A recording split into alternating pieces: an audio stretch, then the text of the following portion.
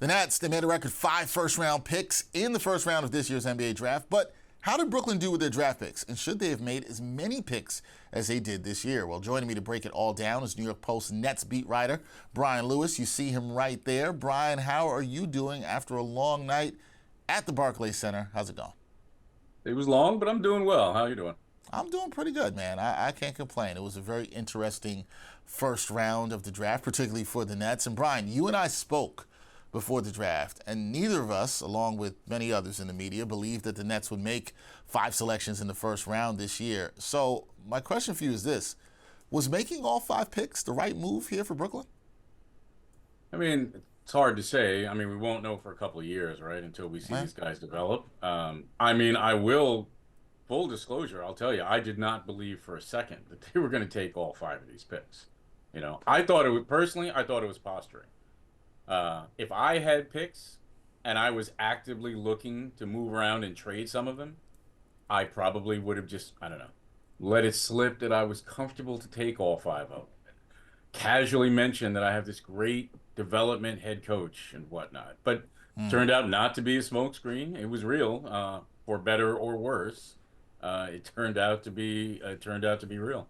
Yeah, it turned out to be real. Very shocking. Didn't think they would make all the picks. You and I even talked about how they possibly might try to kick some of those picks back for future picks. That did not happen. Okay, but when we look at the picks, the Nets' first pick that they selected last night at number 8, Joerger Deon, point guard out of BYU. Many fans expected the Nets to try to move up, Brian, or take the best player available at number 8.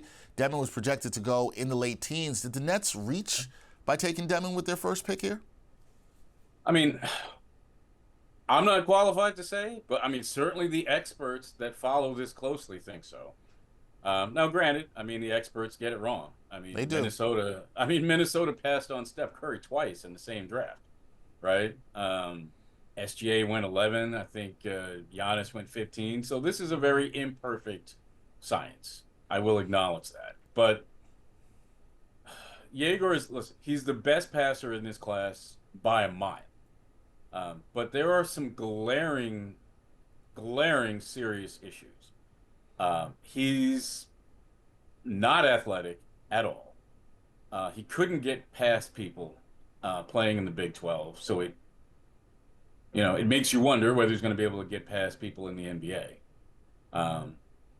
And now he did tweak his shooting motion a little bit, and I mean, most people that you talk to will tell you that his shot is the swing skill to determine whether he's going to be a legitimate NBA starter. He did not shoot well and has not shot well in the past. I think he was 27% from 3 at BYU. But now, part of that was a knee injury that he had, because Right. he was shooting about 38% before he hurt his knee. And then he was terrible after that. He tweaked his shooting motion in the offseason. He looked good at the combine, and he had a great pro day. So the Nets will tell you that they believe in his shot. If they're right, it's a good pick. If they are wrong, it's a horrible one. And That's as basically what this comes down to. Yeah, and as you said, with all these guys, as you said, time will tell. But his shot is the swing factor here in determining him as a prospect. Now, besides Deon, the Nets, they did take 2 other international point guards selected, Nolan Traore and Ben Saraf. All 3 point guards selected, they're good playmakers. And we talked about how good Deon is with the passing, but they all struggle to shoot. So how encouraged are the Nets that they can find their point guard of the future among this group? Because, Brian, they look like they're trying to find that guy among this group. So how encouraged are they by taking 3 point guards here in the first round of the draft that they can find that point guard of the future? Oh, I mean, they don't look like they're trying. I mean, they are definitely trying, and they Mm-hmm. are taking home run swings to try to do that. Listen, they haven't drafted I mean, the most creative player that they've drafted probably since Sean Marks has been here, and it's been a decade. Probably Karis LeVert. I mean, it's been an issue. Listen, when they got D'Lo, I don't mean the second time, I mean the first time, they traded for him. Right. They signed Kyrie. All right, so these are not guys that they drafted. And point guard has been a hot mess since Kyrie left.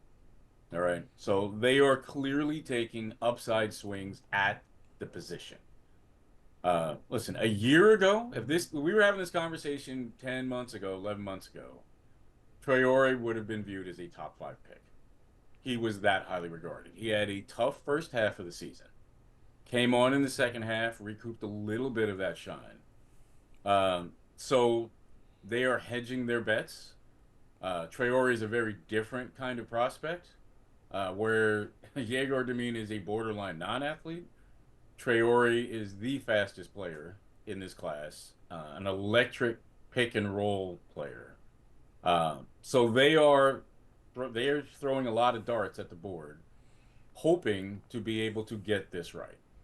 Yeah, they got to get it right. We will see there. A couple more things for you, Brian. With their non-point guard picks, two of them, Brooklyn selected wing Drake Powell at 22, big man Danny Wolf at number 27. Which of these two players do you think can be immediate impact players for the Nets next season, being that they were veteran college players? So which of these two do you think can help the Nets next season? I mean, the short answer is to say Powell.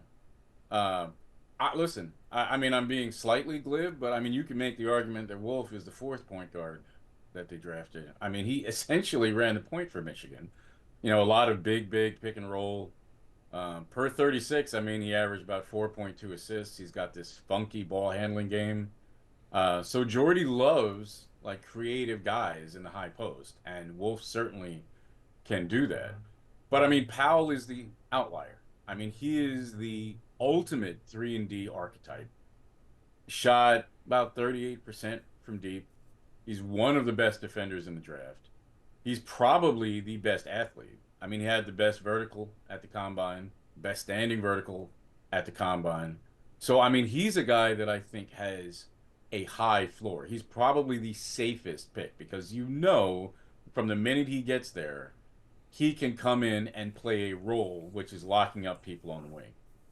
Which is something they need next year, at least. And look, the Nets are still in the rebuilding process, but it is something that they can absolutely use. Okay, last thing for me, Brian. Look, I know it's early. Draft just happened. First round just happened. But Nets fans, from what I've seen and heard, and I know you've seen it too on social media, they are not too thrilled about this draft and the 5 picks. Again, I know it's early, but I got to make you Professor Lewis here. How do you grade what the Nets did in the first round, and what kind of player do you think they might target in the second round where they have the 36th pick? I mean, yes, you're correct that the reaction to this has been dire. I'm going to read you one major agent. This was ongoing in the draft. It was around pick 25. And he texted me unsolicited. He said, bro, they more often than not played 3 two-way players at a time to end up with 3 Met players so far. Insane. Now, I am not going to tell you that everybody is as down on this draft as that. I think a lot of people would say the bottom of their draft were more value guys. So, Saraf was probably capable of being drafted higher. Wolf definitely was capable of being drafted higher. Some people thought he might even go ahead of Queen. So I'm not going to sit here and say that none of these guys will amount to being better than where they were drafted. But clearly the Nets, they kind of leaned into a particular identity with this. High basketball IQ, high processing character guys, playmaking, passing guys. That's what they leaned into. They took a look at the NBA Finals, and they clearly saw that guys that did not have high basketball IQs looked sorely out of place on the court. Right? So that's what they're gambling on. That's what they're leaning into. That's what Sean is banking on going forward. And listen, a lot of these were risky swings, right? Fans have been crying for a while for them to take upside shots. All right, well, that's what they did. Fans have been asking for them to tank. Mark my words, they will be tanking next season. So Right. They got what they wanted. Yeah, fans got what they wanted. Some fans wanted a higher pick. They wanted Ace Bailey. They wanted Dylan Harper. I think doesn't mean they didn't try. It was going to be tough for them to get there. We'll see what they do in the second round with the 36th pick. That is Brian Lewis, the great beat writer here for the New York Post, covering the Brooklyn Nets. He will be covering the rest of this draft, and he'll have you all updated on that. Brian, always a pleasure to talk some Nets basketball with you. We'll do it again soon, my friend. No, it was great talking to you.